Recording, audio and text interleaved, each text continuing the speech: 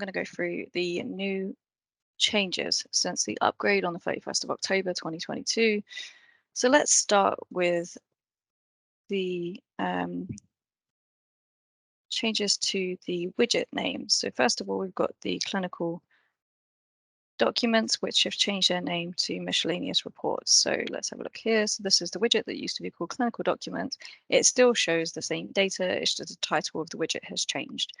So when we click through here, this will still show you letters coming through from secondary care. The widget function is exactly the same as it was before, just the title was changed. Okay, the next update is you'll notice on the top partner bar here where it says partners have finished loading, instead of having a percentage, it has 2 out of 2. But when you hover over it, as you can see what I've done here, it still has the loading partners percentage if you want to see it that way. When you click that function and scroll back up to the top of the bar, you should be able to see which partners have loaded, and it should say OK if they have loaded.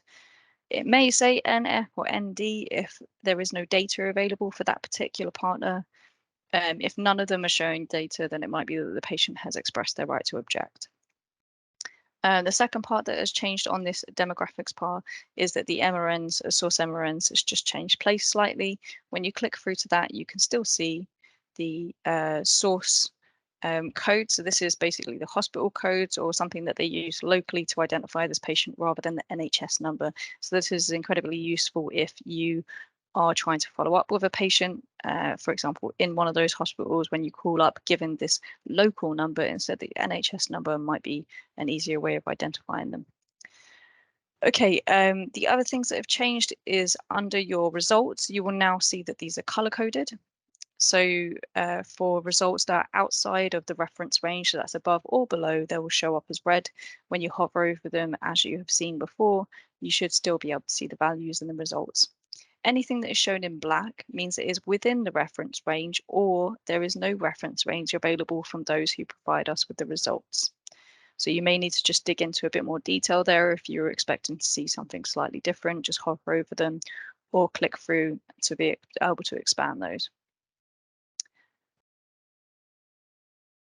This is also true for vital signs and anything in radiology. So they also should show up as red if they're outside of their ranges, but they may only show up as black if we don't have a range available or they haven't flagged to us what that range is or if the result is abnormal.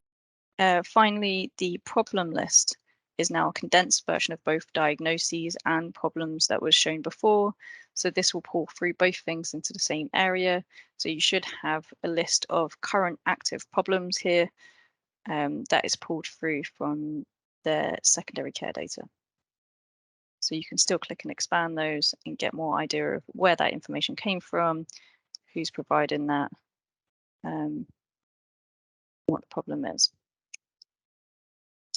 Okay, and that's a very quick summary of the changes that have happened on the 31st of October 2022.